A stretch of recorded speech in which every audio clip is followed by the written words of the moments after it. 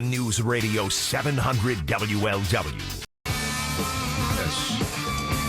47% of women between the ages of 18 and 24 have received an image of male genitalia that was unsolicited. So says a new research project done by the group YouGov. Cyberflashing is what it is, and it's still not a crime. Cyberflashing is sending these unsolicited images or video recordings or whatever of genitals without consent.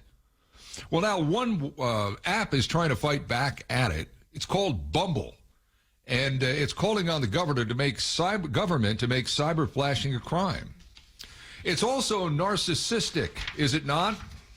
Sounds like narcissism to me. Standing by is somebody who understands narcissism. She is Laura Charanza, an expert on that and the author of a best-selling book, Ugly Love, a survivor's story of narcissistic abuse. Been a while since I've heard of this one. Laura, how are you on this glorious day? I am great, Ken. How are you? I'm well. I have never sent, nor have I ever received anything that would be considered cyberflashing. From what I understand, cyberflashing is when you send unwanted pictures of your body parts to someone who has absolutely no interest in seeing them. In essence, some sort of harassment. But I guess now some of these various apps where people hook up, Bumble or Match.com or whatever it may be, I guess they're getting hip to all of this, and now there are mechanisms that will allow you to report people that actually do this kind of thing, right? This is happening on the dating app Bumble, and they implemented a feature a couple of years ago where women or men could report when these unsolicited photos were sent. And they got just an inordinate amount of reports, so they are lobbying in the UK, and they've done it in Texas, here in Texas where I live. The legislature passed that cyberflashing is illegal. It's illegal on the street, and now it's illegal if it's an unsolicited pic. So wait a minute. So now illegal on the street, that would be the old joke, a guy in a raincoat opens his raincoat, he's got nothing on underneath. So exactly. Cyberflashing would be sending pictures of body parts. I see this 47% of women aged 18 to 24 have received an image of a penis they did not ask for. This is that YouGov research project. Right. Is there psychologically there has to be something? I mean, this can't be the norm, right? There's got to be something psychically wrong with somebody to do this, isn't there? This is where narcissism, I believe, comes in, because the first word that comes to mind when you think of someone that will do that is someone very, very confident. And narcissism is actually a mental diagnosis that can come from a psychologist, psychiatrist, what have you.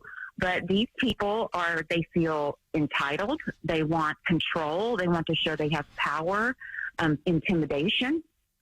And that is one reason that we believe narcissists are leading the charge, if you will, with cyberflashing. Yeah, I would have to say it sounds like it's a power move and that I can intimidate yes. you.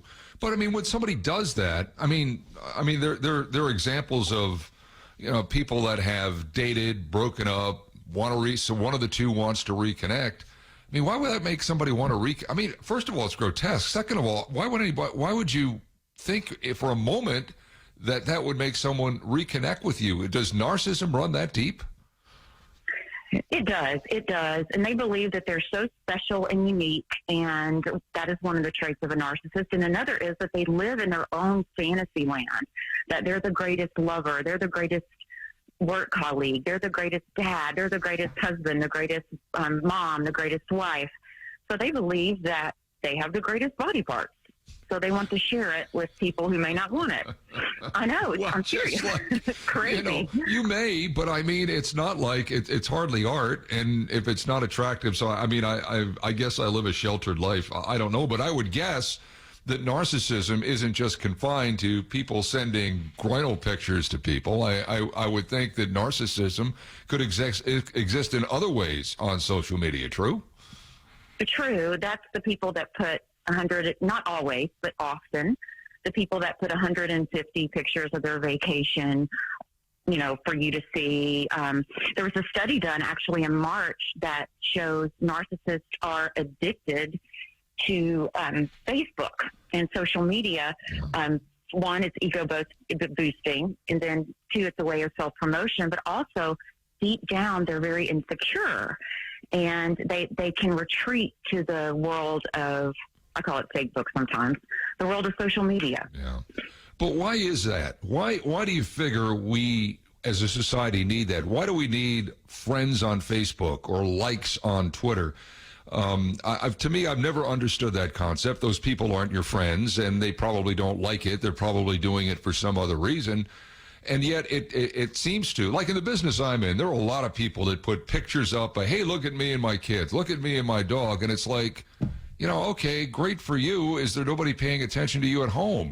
Why are you doing this, and why are you doing this to me? It seems to me there's a lot of people that are out there that are narcissists, that are undiagnosed narcissists, and they may not be flashing people, but they're just so wrapped up in themselves that they forget about everything else. I just think there are a lot of people out there like that, don't you? Oh, I do, absolutely. And the catch is, Ken, that most narcissists aren't going to go to therapy because they don't believe that they need it. Therefore, if they're not in front of a therapist, psychologist, psychiatrist, they aren't going to be diagnosed. No. 6% of the U.S. population is diagnosed with narcissism, but the experts that I've worked with and spoken to believe the number is much greater. Okay. Well, I don't disagree with it, with any of that, because I just don't know. This is a world I'm not used to. Laura Charanza is our guest, expert on narcissistic abuse. Her book is Ugly Love, a survivor's story of narcissistic abuse. Okay, let's say somebody is the victim of this, like I know Bumble. Like me. What's that? Like me. That's what. Oh, you were. Raised, I was raised by a narcissist and then married one. Oh my God. So that's what my book's about. So you were raised by one and you married one. We typically marry one of our parents, unfortunately. Not always, but often. Well, how did your parents and your spouse differ? I mean, were they the same kind of narcissist? There's basically two different kinds. There's the overt narcissist and the covert or vulnerable. Yes, they were. They were both overt narcissists. They acted a lot alike. So that's what I was comfortable with and thought was the norm, as do many people. Oh, geez. So we talked about Bumble calling on the government to make cyberflashing a crime. What happens if somebody gets flashed, we'll say, by a male in his junk? What should they do? They can report it through the app. And I believe, I'm not familiar with other dating apps, that there are features, with Match.com, maybe Plenty of Fish, that you can report it to the technology department there, and they forward it on up to the executives. I mean, the woman, she was raised in Texas, who is the CEO of Bumble, is one of the executives leading the charge on this all over the world, actually. So Unbelievable. Yeah. Laura, good information on something I had no idea existed, but that doesn't mean that it's not out there, and it sounds like it is. Take care. Stay well. Yours is a voice we need to hear. We'll talk down the road. Awesome. All right. Thank you.